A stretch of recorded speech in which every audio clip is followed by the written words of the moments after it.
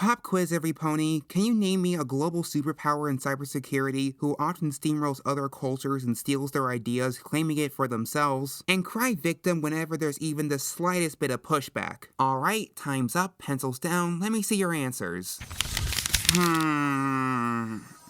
Israel? I was talking about furries.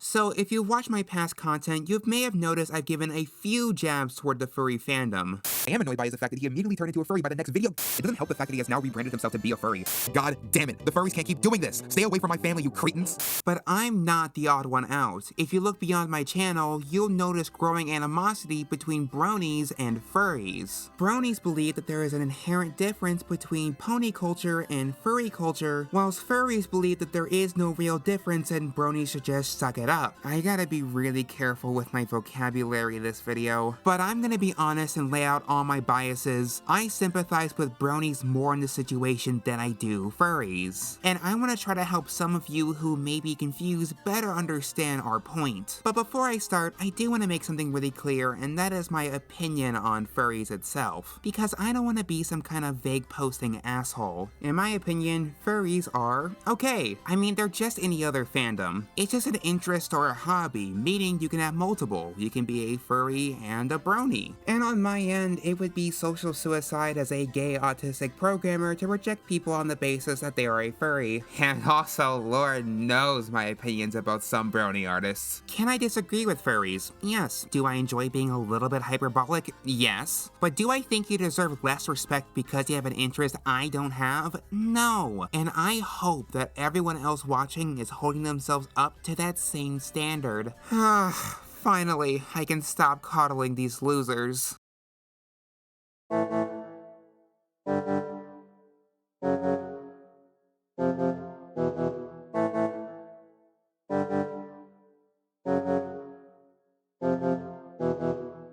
Sona, what do you mean you're not a furry? Like more a furry, I think. Well, in high school I was a loser brony, but now I'm a furry. And I found that it was the pipeline to furryism. BronyCon that hated furries, like they hate furries. Yeah, there's definitely overlap between the furry and brony community. Have traditional communities. I mean, you can relate bronies to just about any other fandom. Swifties, Trekkies, Packers fans. It's the same thing, dog. We're pretty much the same thing.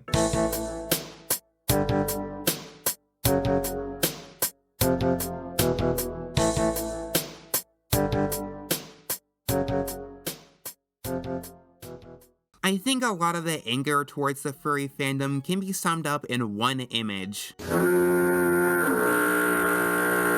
These photos were taken during the last BronyCon, the largest My Little Pony convention ever. It features two fursuiters walking around with signs that read, "Bronies are just diet furries." This sentiment is bizarrely mean-spirited. Imagine going to an old folks' home and telling them to convert to Christianity before they die and go to hell forever. It's just this bizarre superiority complex that some furries have over bronies, as if these two fandoms aren't mutually exclusive and bronies are just getting in the way of a better fandom. If you go to any brony convention now, you'll see a handful of furries who go there as sort of a pre-game for a larger dedicated furry convention. And so these conventions started to incorporate things that had nothing to do with ponies. Panels and vendors about Bluey and Helluva Boss and Zootopia. Now you may stop and question, well, what's the issue with that? So let me give you some perspective. Imagine you spend a lot of money to get to one place for the weekend for an event that is promised to be tailored towards your specific niche. And when a bunch of attendants don't have that same interest, you begin to feel like this isn't a convention for you. It's not like the brony fandom is as popular as furries that there is a decent chance you'll find one in your own real life. Sometimes our only choices are conventions like these. It's my only choice. I tried to open up a brony club at my university, but it ended up just becoming another place for furries to go to. Wasn't even about ponies at that point. It is especially especially hard because being a smaller fandom means that our conventions aren't going to last as long. Putting on a convention, no matter the size, is just too expensive and too much of a hassle to do. So when a convention inevitably ends, the amount of envy that sets in when that time slot and venue is then filled up by a more wealthy community, which is typically furries. So it's a little annoying to see these posers dilute what is left of our conventions. And yeah, I know I'm envious. I'm not dim. I'm aware that envy consumes my every waking moment. I know when they mention Tommy Oliver or Saberspark or one of these other twits in the same breath as me, I feel a tide of vomit burn the back of my throat. But at least Tommy Oliver did something. He wasn't some dopey grifter catapulted onto a bigger platform just to have the internet fawn over him, because its popularity illuminates just how niche we all really are. So my envy is a calling. It is the sole hope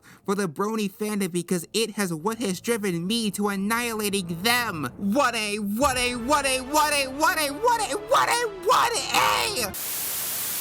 I have just received a noise complaint that notes, Cope-Harder, there is no difference between bronies and furries. I think that's the main issue a lot of people can't grasp, that the brony fandom and the furry fandom are inherently different beasts. The furry fandom are a wider group of people who generally enjoy the aesthetics of anthropomorphic animals, whilst bronies only really have a select interest in that one show. It's the exact same way how not all Pokemon fans or not all Sonic fans are furries, they are just fans of that individual piece of media. We don't hold those people up to the same standard, so why are bronies specifically targeted? Well, it largely has to do with the fact that bronies and furries began to blow up in popularity around the same time during the early to mid 2010s, leading to a lot of outside observers conflating the two groups together. I gotta use better language. So a lot of bronies will be pretty standoffish when people make that incorrect association, and combine that with the fact that bronies remain this dwarf star and furries are becoming increasingly more popular, leads them to feel a little bit behind and left out in the general cultural osmosis, feeling as if their community is being degraded to being a part of the furry fandom. That's why many bronies have become so standoffish recently. We've seen many members of the brony fandom leave to join the more popular furry fandom, and more things that came from the brony community progressively become more gentrified. Alright, so what? If you want that sense of belonging and community, you can still watch My Little Pony and join the furry fandom. To which, besides from the fact they may not even be interested in the thesis of the furry fandom, the two communities just have their own different vibes. I know that sounds incredibly pedantic, but just hear me out. Each one has their own customs, their own inside jokes, their own traditions, their own history, so to assimilate into a different group would just not be the same experience. And as much as that isn't fair to bronies, I believe if the shoe was on the other foot, it wouldn't be fair to furries either. And for me personally, it just didn't feel right. And yes, I'm implying that I tried to be a furry. From my last year of junior high to my freshman year of high school, I tried to get into the furry fandom. I thought to myself, hey, I like Sonic the Hedgehog, I like Pokemon, why not give this a shot? And I just couldn't get into it. A lot of it came from the general behavior of the fandom. From the furries I interacted with in person during this time, they were just kind of very loud and physically touchy-feely in regular public settings. It was just too much for me. And the amount of sexual content in inappropriate spaces was just so rampant it made me feel uncomfortable. That isn't to say that the brony fandom is full of puritans, but between very obvious fetish fursuiters, some I've come in contact with at all ages brony conventions, and the amount of just unashamed sexually charged individuals was just not a place where I felt comfortable. And that is not to say that having a healthy relationship with your sexuality and others is bad, it just wasn't for me. It's not the type of fandom I was looking for. Even in the instances where it wasn't sexually charged, I was just immensely bored. There was nothing to talk about, I didn't really click with any of the cultural traditions. I looked out into the sea of nearly identical feline and canine fursuiters, and just felt aggressively uninspired. For me, the idea of anthropomorphic animals just wasn't enough for me to build a solid interest around. I couldn't figure out a way to talk or conversate with the average furry if we didn't share any mutual interest. If the general appeal is just the concept or the craftsmanship of fursuits, or just an excuse to meet new friends to party with, then I just don't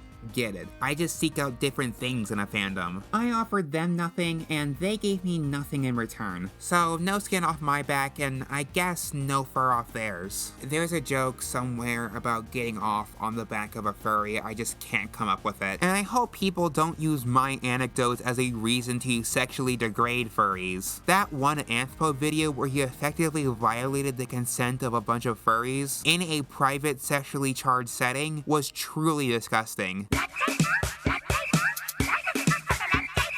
This is just my explanation as to why a lot of bronies don't vibe with them. Which, if I think we came to that understanding, we could have a much more peaceful interaction with one another. A lot of this really is just the 1% more autistic debate, and whoever you think has more autism is entirely up to your own perspective. And yeah, I definitely did take the side of bronies in this case, but from my perspective, a lot of their anger or jokes is really just punching up, especially to a different fan base who have been effectively slowly replacing them. But I'm never going to think that this stand against furries is going to be anything more than hyperbole, and maybe a couple of critiques to different convention organizers. While some furries are earnestly taking offense to this, in short, it really is just not that deep, but it's still a conversation that can still be had, which is why I want to hear your guys' opinions. What do you think about the relationship between the brony fandom and the furry fandom? I would love to hear what you guys have to say in the comments below. Anyway, that is all the time I have for today. Thank you so much for watching. I've been May, and I'll see you next time.